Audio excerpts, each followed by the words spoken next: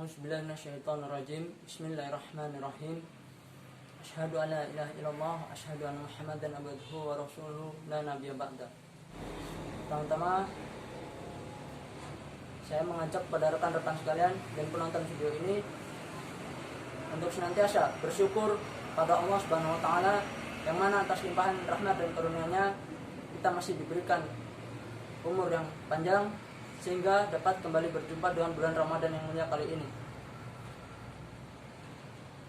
Kedua kalinya tak lupa sholat teriring salam senantiasa tercurah limpahkan pada uswatun hasanah kita Nabi Muhammad SAW, pada para sahabatnya, para tabiin, tabiun, dan para umat-umat beliau yang senantiasa istiqomah dalam menunaikan dan menjalankan sunnah-sunnah dari beliau. Baiklah, Assalamualaikum warahmatullahi wabarakatuh. Perkenalkan, nama saya Bagus Prasetyo, NPM 1901011034. Di sini saya akan menjelaskan tentang pernikahan. Yang pertama, mengapa kita harus menikah? Dalam surah Al-Hujurat, kita diciptakan berbeda-beda, bersuku-suku dari golongan laki-laki dan perempuan. Tujuannya adalah untuk saling ta'aruf atau saling mengenal. Yang mana nantinya setelah kita saling mengenal, dalam firman yang lainnya Allah mengatakan bahwasanya manusia itu diciptakan berpasang-pasangan.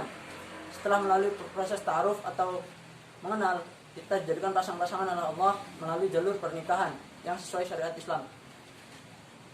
Nah, selain itu, pernikahan atau menikah merupakan sebuah ibadah yang diwajibkan atas muslim laki-laki ataupun perempuan yang telah balik, yang tentunya telah diatur bagaimana tata pelaksanaannya, bagaimana kehidupan setelah pernikahan, sehingga nantinya keluarga menjadi keluarga sakinah mawaddah warahmah.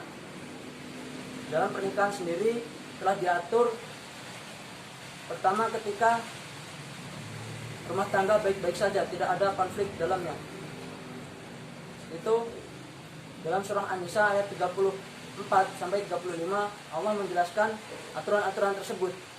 Di antaranya adalah yang pertama, laki-laki itu sebagai pemimpin, sebagai pelindung wanita, yang mana ia mengayomi, mendidik dan membimbing wanita agar menjadi wanita yang salihah dan melindunginya dari mara bahaya yang datang dari manapun. Selanjutnya tanggung jawabnya adalah memberikan nafkah baik lahir maupun batin. Nah, untuk istri atau wanita memiliki kewajiban untuk berbakti pada suami, menjaga diri, merias diri, menjaga diri ketika suami tidak ada di rumah, menjaga dirinya sendiri ataupun menjaga diri suaminya, baik itu harta suami ataupun kehormatan suami, tidak menjelek-jelekan suami ataupun mempermalukan suami di hadapan tetangga ataupun kerabatnya. Nah, yang selanjutnya saya akan menerangkan tentang konsep peminangan dan kafaah dalam Islam. Peminangan sendiri merupakan sebuah cara yang dilakukan sebelum pernikahan. Yang pertama kali yang dilakukan adalah kita menentukan calon. Bisa menentukan diri sendiri ataupun dibantu oleh orang lain, baik orang tua ataupun guru kita. Yang kedua, setelah menentukan calon, kita lanjutkan proses ta'aruf. Caranya adalah kita mengutus orang lain, kerabat kita ataupun guru kita, yang intinya orang memahami calon kita tersebut, untuk menggali bagaimana kehidupan calon kita, bagaimana amal-amalnya dan lain sebagainya, sehingga kita dapat memutuskan untuk melanjutkan proses ta'aruf atau tidak. Apabila kita melanjutkan proses tersebut, selanjutnya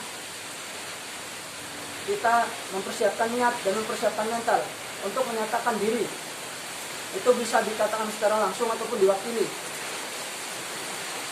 Setelah itu kita menentukan hari, bagaimana kelanjutannya, apakah kita melanjutkan untuk melamar dia ataupun kita meninggalkannya. Dalam proses ta'aruf itu nantinya terdapat proses yang namanya nakzor, atau pertemuan antara laki-laki dengan perempuan yang merupakan calon mempelai. Apabila keduanya cocok dan benar itu calonnya, maka bisa dilanjutkan, tapi bila tidak, maka bisa ditinggalkan dan diakhiri, tentunya dengan cara yang sesuai syariat Islam dan tidak menyakitkan. Setelah itu kafa'ah. Kafa'ah berasal dari kata sekufu yang artinya berimbang antara laki-laki dengan perempuan. Maksudnya di sini adalah berimbang antara sosialnya, ekonomi, ataupun hal lainnya, sehingga tidak menimbulkan kesenjangan sosial ataupun kecemburuan ataupun permasalahan dalam rumah tangganya kelak, yang mana akan menyebabkan salah satu pihak merasa terzalimi atau merasa direndahkan karena ketidakimbangan tersebut. Oleh karena itu Islam mengatur alangkah baiknya apabila kita sekufu dengan calon kita. Yang selanjutnya yakni syarat dan rukun pernikahan. Rukun pernikahan telah diatur dalam Islam. Yang pertama ada calon suaminya, yang kedua ada calon istrinya, yang ketiga ada wali nikahnya, yang keempat ada saksinya, ada 2 orang saksi, yang kelima ada sihhat yakni ijab dan qabul. Sedangkan syaratnya adalah yang pertama bagi calon suami tidak berislam, 2 kehendak sendiri, artinya dia menikah tidak ada paksaan, dan yang ketiga jelas orangnya, dan yang keempat dia tahu calon istrinya, tahu namanya dan tahu nama bapaknya, sehingga nantinya saat proses akad itu lebih mudah dan lancar. Dan yang terakhir atau keenam, seorang calon suami wajib tidak bermahram ataupun bersaudara dengan calon istrinya. Selanjutnya untuk calon istri, yang pertama tidak dalam keadaan ihram, yang kedua sosoknya jelas, yang ketiga tidak menjadi istri orang lain ataupun sedang dalam masa iddah calon suaminya. Nah yang keempat itu jelas perempuannya. Yang selanjutnya yakni syarat wali nikah. Yang pertama kehendak sendiri, tidak ada paksaan dari orang lain. Dan yang kedua merdeka. Merdeka di sini artinya tidak menjadi bawahan atau tertindas oleh orang lain. Hal ini pada zaman kenabian dahulu, yang artinya para budak itu harus merdeka terlebih dahulu untuk menjadi wali nikah. Yang ketiga itu wajib hukumnya ia berjenis kelamin laki-laki. Yang keempat itu taklif, kelima tidak fasik, keenam tidak pikun atau pelupa, dan yang ketujuh paling wajibnya adalah ia seorang agama Islam. Yang selanjutnya yakni syarat sihhat, sama seperti halnya ijab dan qabul, dilangsungkan secara tidak terpisah oleh waktu dan tempat ataupun terdapat hal-hal yang membatasinya. Artinya apabila diucapkan hari itu maka harus selesai hari itu juga, tidak bisa ditunda hari yang lain ataupun di tempat yang berbeda. Dan yang kedua, pengucapannya harus jelas dan tegas, tidak berbelit-belit dan tidak samar. Pembahasan selanjutnya yakni akad pernikahan dalam Islam. Akad nikah berasal dari kata aqada yang artinya ikatan.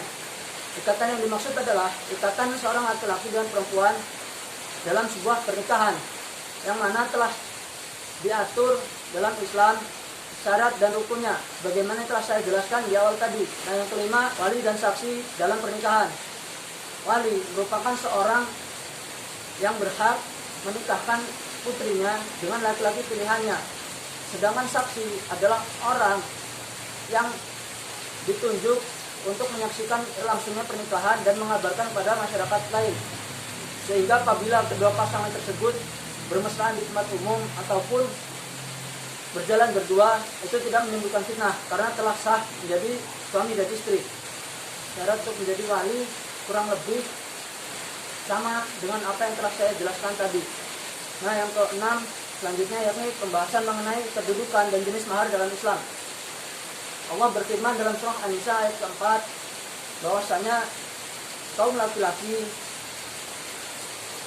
diperintahkan untuk memberikan mahar kepada calon wanita sebagai hadiah dalam pernikahan. Dan apabila di kemudian hari wanita tersebut berkenan memberikan hadiah ataupun mahar itu pada suaminya secara sukarela dan tidak ada paksaan, maka laki-laki tidak boleh menolaknya dan harus menerimanya dan perasaan senang dan menganggap itu sebagai sebuah nikmat yang lezat dari Allah melalui perantara istrinya. Sedangkan untuk jenis maharnya itu tidak ditentukan apa yang jadi mahar dalam Islam dan berapa besar atau kecilnya sebuah mahar dalam pernikahan. Mahar merupakan sesuatu yang diberikan oleh laki-laki kepada calon istrinya untuk menjadi syarat dalam pernikahan. Sesuatu itu bisa berupa barang atau jasa sesuai kesepakatan yang telah disepakati sebelumnya. Dalam mahar ini, semakin sederhana mahar, maka semakin baik pula akhlak seorang wanita. Oleh karena itu, dianjurkan bagi wanita untuk memudahkan dan mensederhanakan mahar bagi calon laki-lakinya. Sedangkan bagi calon laki-laki, semakin tinggi mahar yang diberikan, maka semakin tinggi pula akhlak laki-laki tersebut. Dan ia berpeluang memperoleh pahala yang jauh lebih besar dibandingkan mahar yang sedikit. Pembahasan selanjutnya yakni poligami. Poligami merupakan sunnah Nabi Muhammad SAW. Nah,